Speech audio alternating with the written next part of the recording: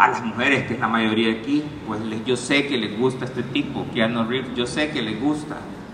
Pero ustedes se pueden fijar en todas las películas de Keanu Reeves. O sea, a mí me gusta poner el ejemplo siempre de Matrix, ¿verdad? Sale en Matrix, sale matando a todas las máquinas y la cara.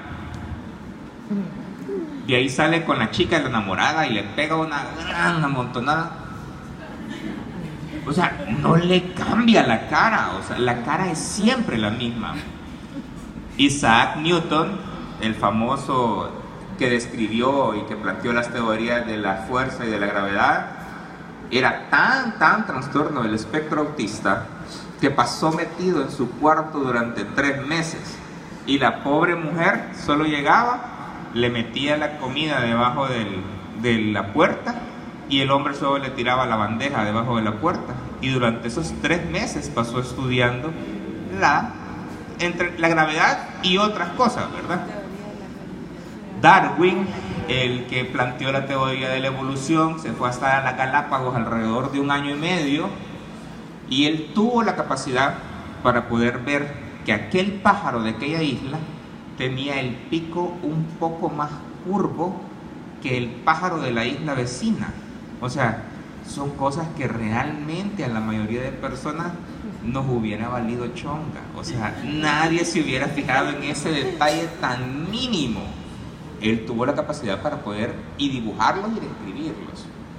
Einstein tenía tanto problema social que se terminó casando con su prima, y además de eso, cuando los gringos lo quisieron contratar para ir a los Estados Unidos a trabajar con ellos, llegaron, le propusieron: vea, te vamos a dar tanto dinero si te vas para Estados Unidos y todo chivo. Él solo les dijo: no sé, voy a pensarlo. Nos vemos mañana a las 7 de la mañana en el tren del lugar, del pueblo, y si ustedes ven que yo llevo un ramo de rosas rojas, no me pregunten nada, agarren las maletas y nos subimos al tren. Pero si yo llevo un ramo de rosas blancas, no me pregunten nada, no me voy a ir. Chivísimo. Entonces, dicho y hecho, llegan al día siguiente los americanos a ver qué onda, qué había decidido, y estaba en su banquita sentado con su rosal rojo. Conclusión: se fue para los Estados Unidos. Pero imagínense qué problema de comunicación tenía, que lo hacía por medio de flores. Y no sé si ustedes alguna vez han visto la serie, el que a mí me gusta porque ha puesto en boga y ha puesto en el ojo público al síndrome de Asperger, el trastorno del espectro autista nivel 1, Sheldon Cooper, de la serie Big Bang Theory. Él es un clásico persona con un trastorno del espectro autista. Para aquellos que lo han visto, una vez lo despiden de la universidad a él. Él funciona bien, es maestro, pero lo despiden de la universidad, y al momento que lo despiden, él se encierra en su casa, empieza a aprender las técnicas para coser harapes peruanos y no le quiere hablar a nadie. Entonces él retrocede de un nivel funcional 1 a un nivel funcional 2 en la serie. Y estas son algunas películas o series de televisión que les recomiendo que puedan ver.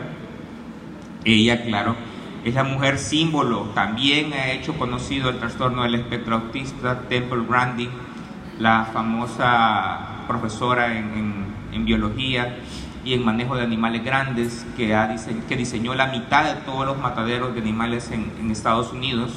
Mejoró la calidad de la carne de los Estados Unidos porque mata a las vacas sin estrés, porque ella logró ponerse en el lugar de la vaca y literalmente caminaba en los lugares en que caminaban las vacas para saber qué tanto estrés sucedía.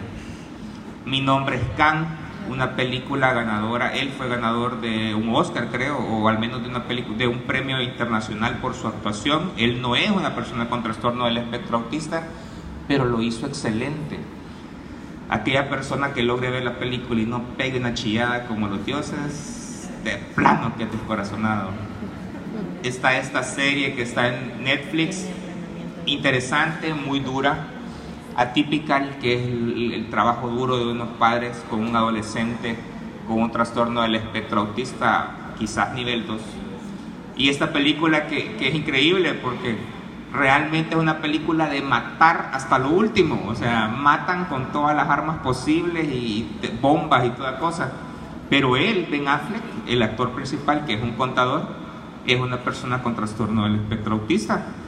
Y el director de la película, sus hijos tienen trastorno del espectro autista. Entonces es muy interesante cómo en toda la película hace flashbacks para ponerla como era él cuando era niño.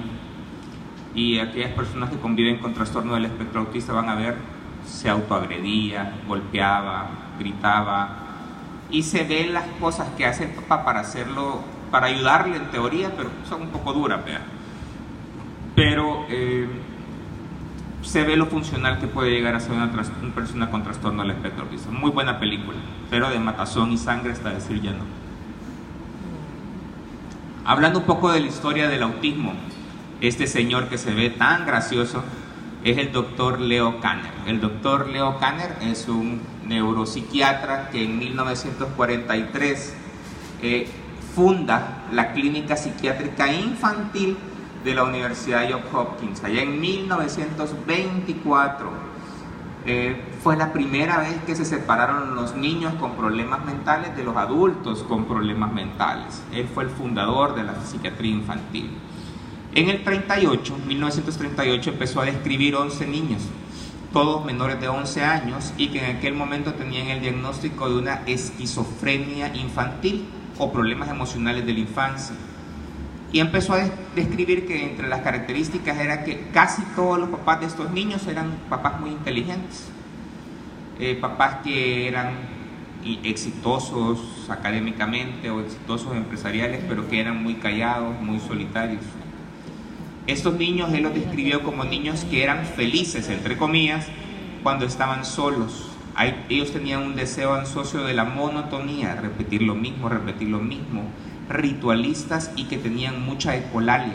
Ok, estaba describiendo un trastorno del espectro autista, y él fue el primero que ocupó el término autismo infantil temprano.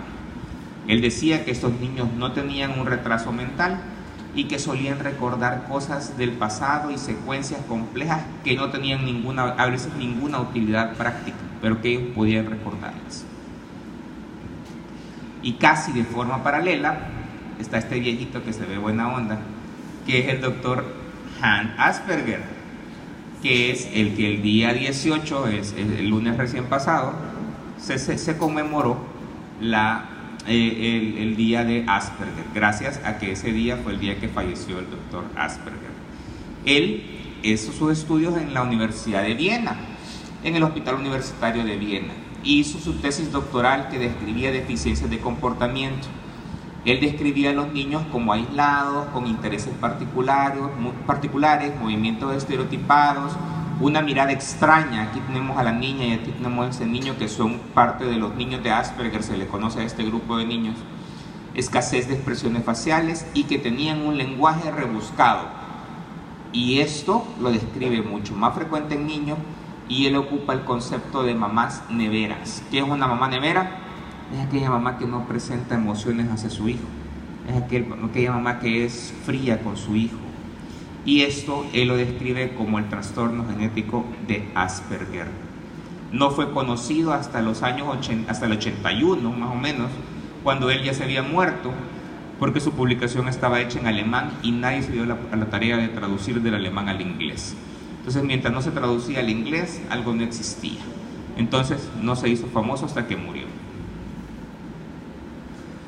Pero entonces, ahora todo el mundo habla de autismo, se habla mucho de autismo. ¿Hay más autistas ahora que antes? ¿Hay más autistas ahora que antes? No hay más.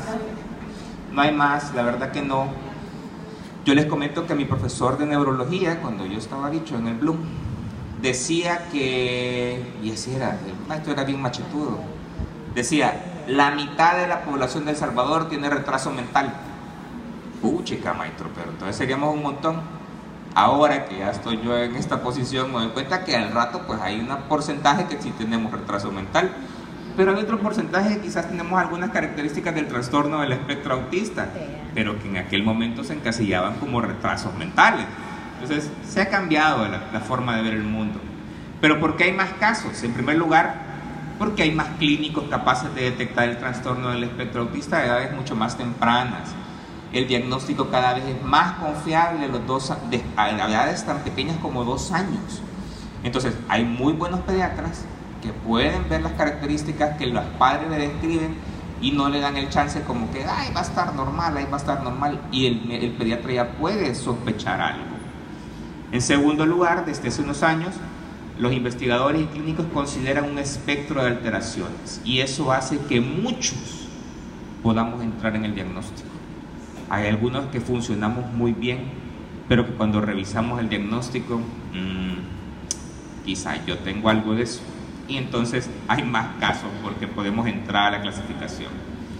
En tercer lugar, el campo educativo, los maestros, los directores y muchos colegios tienen psicólogos dentro de su planta de docentes y entonces ya pueden hacer los diagnósticos o al menos las sospechas de trastorno del espectro autista. Y por último, lo que decía la licenciada Herrera, el aumento de la difusión, los medios de comunicación nos han hecho un gran favor con el trastorno del espectro autista. Es buenísimo, yo creo que todos los meses, al menos en algún canal de televisión, se está hablando de trastorno del espectro autista por algo. Casi siempre por cosas buenas, pero por algo estamos hablando del trastorno del espectro autista. Esto es excelente porque nos hace visibles a la población. Y muchos papás, después de ver el programa de televisión, o abuelos, se les activa el chip, se les enciende el foco. Mi hijo tiene algo parecido, mejor voy a preguntar. Entonces, los medios de comunicación, excelentes. ¿Cuáles son las causas? De manera